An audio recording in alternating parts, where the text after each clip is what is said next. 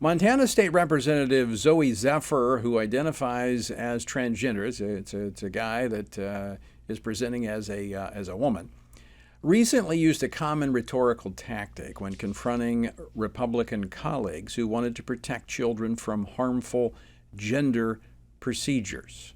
If you vote yes on this bill and yes on these amendments, I hope the next time there's an invocation, when you bow your heads in prayer, you see the blood on your hands. Now, this kind of overheated rhetoric is not only common, but believed and praised by the mainstream media. So how should Christians respond? Showing both love and compassion, but also a commitment to the truth. Now, I'll just have to tell you up front, the media is completely sold out on this. Here's a headline today actually it was over the weekend, from the AP. And I'm just gonna read this article. It's from the Associated Press, which is supposed to be the gold standard of media. Zooey Zephyr Rowe spotlights rise of GOP far-right caucuses. So why is that? All right, I'm going to read the first paragraph. The banishment of transgender lawmaker Zooey Zephyr from Montana's House floor has showcased the rising power of hardline conservatives who are currently levering divisive social issues to gain influence in 11 state houses. Now, wait a minute. Too many people just take this at face value. They believe what they read. So by resisting the left, the right is being divisive? I mean, think about it. The left is pushing this whole transgender craze, and these people are saying, no, we're not going to allow our children in this state, minors, to be used for surgical and chemical experimentation. They're saying no. They didn't pick this fight, but they're resisting. This is the same thing they said about Trump when Trump was resisting the left, that he was the divisive one. Now, he probably has some ways about him that I would do differently, but he was standing up to the left. I mean, it's like someone trying to carjack you, and you roll up the window and you drive away, and somehow you're the aggressor. This is, of course, it goes on. In here, it says the dispute brought Zephyr a national stage from which to advocate for transgender issues. Though she seized the moment and drawn support from the left, her elevated profile could work to the GOP's advantage as Republicans try to paint Democrats as extremists heading into 2024. So now the media is lamenting this platform that they've given her because it could help the GOP. Now, why could it help Republicans? Maybe because this is unnatural? Maybe because it's crazy? Maybe it's unnerving that your children would be taught these things? So how do we respond to this? And I'm going to tell you, you have to respond to it. One way or another, there is no middle ground in this. Your silence will be seen as acquiescing and even will be applauded as support. And of course, speaking out against it, you're going to be ridiculed. But what should we do? Joining me now to discuss this is Dr. Albert Mohler, president of the Southern Baptist Theological Seminary in Louisville, Kentucky. He's the author of many books, including Tell Me the Stories of Jesus, The Explosive Power of Jesus' Parables. Dr. Mohler, welcome back to Washington Watch. Tony, always good to be with you, and it's always an important conversation. And boy, this one's right on the front lines and the headlines. It is, and I'm going to jump right into it. But first, I want to say thank you for joining us, and it's an answer to a lot of people's prayers for you to be here. I know you had a little bout with health issues, and we're grateful that you're able to join us. I'm incredibly thankful to the Lord and thankful for the invitation, and very glad I'm able to be here with you. So your thoughts on this battle that's raging at every level? I mean, states all across the nation, school board meetings, classrooms, teachers are facing this, parents are facing this. Let's start with Zooey Zephyr and her comments on the Montana State House floor that if you vote to protect children, is essentially what you're saying, you have blood on your hands. Now, this is a reference to, unsubstantiated, by the way, the evidence does not support this, that children who do not get these drugs and these surgeries are at a higher risk of suicide than those who do not. There's so much to unpack there. You've got a biological man presenting as a woman. And by the way, you rightly mentioned that there are those who on the left who fear this will be to Republican advantage, and it's simply because of the picture. The picture cries out defiance of creation, defiance of creation order, defiance of biology. So yeah, even Americans who, when they are polled, say, I'm for the transgender revolution. They see a photograph like that, or they see the photograph of a male body in a female swimsuit competing with actual females. The judgment changes almost immediately, just given the picture. But when you ask about the language that's used there, it's just massively important. Back in the 60s, 70s, and 80s, the ideological left, very much influenced by currents from the continent, especially the Frankfurt School and others, they determined to have new ways of making moral arguments. And so one of the ways they did it was, and you see these two things happening right now simultaneously. Quote, "You're denying my existence." My existence. And again, to a transgender person, I am not denying your existence. I'm denying your claim about yourself. And if you're going to declare that to be your existence, that's a very sly political maneuver, but I'm not going to fall into it. I cannot say a man's a woman. I cannot say that a girl's a boy. I'm not denying the existence of the person. Indeed, from a Christian biblical perspective, I'm affirming the existence of the person. But I can't let that argument, you cannot be swayed by people who say you're denying my existence. I am denying the existence of a man who can turn himself into a woman. I am denying the existence of that claim, but not of that person. And then the blood on your hands. And so here's where they know that one of their ultimate rhetorical plays is simply to say, this leads to violence. Now, let's be real clear. You and I are both brokenhearted over any individual so distraught over these issues of identity that individual, he or she, would seek some sort of violence against himself or herself. I mean, just from the pastoral side, that's a matter of broken hearts, and we'd want to intervene in any way we could. But I want to turn that back on the left and say it is not conservatives, it's not biblical Christians who are sowing the seeds of confusion here. It is you. It is the left. It is the ideologues of the sexual revolution going into preschools with drag queen story hour and going into schools and just saying to teenagers, this is a question you must answer about yourself. Are you male or female? What do you feel? What do you feel today?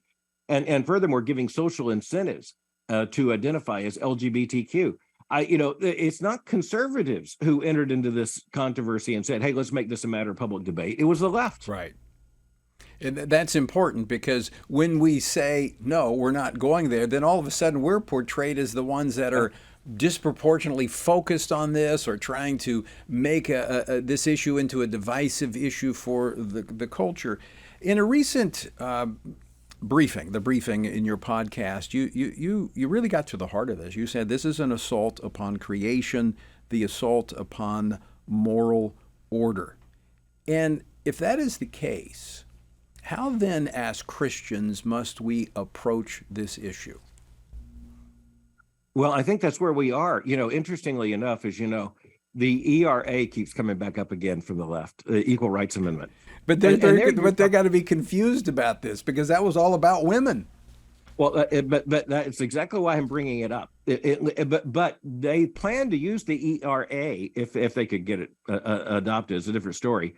But they plan to use it because of the Biden administration's redefinition of sex to include, transgender identity. They would plan to use the ERA against actual women. Yeah. And so, you look at this and you say, okay, it's you guys who can't keep your story straight. We actually have a very straight story. In the beginning, God created the heavens and the earth. He made human beings, male and female, created he them. We have a consistent storyline. And by the way, it's rooted in creation. It's rooted in the glory of God, in the gift of making human beings in his image, making us image bearers, male and female. Now, that's the very first thing said about us. That's not something that some conservative, cabal came up with, during the 1960s. Said, let's come up with something, to divide people. I don't know, like male and female. Yeah. And I would just add, while you're on that line, I would just add that that's not just Old Testament, that's New Testament, because Jesus in Matthew chapter 19 said, have you not read that from the beginning God created the male and female? Yeah, and Tony, it's so great you reference that, because that's Jesus taking us back to Genesis, telling us that's the way Christians ought to think. In other words, you're exactly right. So it's on the authority of Jesus we actually have the reaffirmation, by the way, both of marriage as a union of a man and a woman, and of the existence of men and women. But the other thing is that the creation account, the truth of God given to us in God's perfect word tells us that in the beginning, God made us in his image, male and female created he them, and then he gave us an assignment, which is to be fruitful and multiply and fill the earth. Tony, this is not exactly what you asked, but I just want to say, when you look at the crisis in birth rates that is now affecting so much of the world, and you look at the kind of voluntary sterility that is marking so many Western nations, you just have to know that it's not just the sexual revolution, it's not just feminism. It is also the confusion about the causal means whereby you get babies. Yeah. That's how deep this rebellion now is. But it's a path of destruction, and it's not only a destructive path for the culture, but as you mentioned earlier, and I go back to this point of as pastors, as believers who are here to rescue those by throwing them the lifeline of truth, the gospel, so that they can come to experience life and the abundant life that Jesus gave. We can't do that by ignoring what is going on around us. We have to be willing to speak truth. But now that is going to lead to conflict. And many Christians, myself included, I don't really like conflict. People won't believe that, given where I'm at. But we cannot avoid conflict in a day when truth is being denied. No, you're absolutely true. And Tony, you're right to identify that at 3 or 4 different levels. Number one, we can't avoid the issue of our responsibility as Christian citizens. That's a good deal of your work, is helping Christians understand how these issues show up in policy debates. And we got to be there. We've got to speak truth. We've got to elect people who are going to hold to the truth. It's also something that's going to affect every Christian congregation. We're going to have people show up, and many churches already, of course, have. And they're confused over this issue. Maybe they've actually undergone something like a transition, and they say, well, what now? Especially as they come to faith in the Lord Jesus Christ. This is affecting families. Where and by the way, you mentioned the state of Montana. The governor of Montana, Greg Gianforte, he actually signed legislation. He was opposed by his non-binary son in a public debate. That's new. But we haven't seen that kind of thing before. Well, it also speaks to the spiritual side of the battle that is raging to divide families on this. And I know Greg, great man, loves the Lord. And this is it's heartbreaking for families, but we don't. Absolutely. He's a great example where truth is not changed by experience of what's even happening in your own family. Yeah, the polling shows us that one of the most shameful things about American evangelicals and so-called conservatives is that many of them change their position when they get close to someone who holds the opposite position. That's not a compliment. That shows a problem in Christians knowing how to make the line of argument from truth to application. And so I appreciate you raising that issue. I think this is where Christians need to talk out loud, as you and I are right now, just to say, let's remind ourselves, this is not a matter first and foremost of relationships. It's a matter first and foremost of truth. Our relationships have to align with the truth, not vice versa. Well, it is one relation. Our relationship with the Lord should inform all of these other relationships. Dr. Mohler, we just got a couple of minutes left. There's some Christian leaders that are saying, well, we need to be accommodating. We need to use pronoun preferences that these individuals have. I think it's very deceptive and really, I think it's wrong to play along with this charade. It is a lie, and it's a slander against God's creation, and we can't do that. Now, we want to respond as kindly and as respectfully as we can, but there are lines Christians can't cross without giving away the store, so to speak. And one of them is the line of this language, especially when it comes to the transgender non-binary revolution.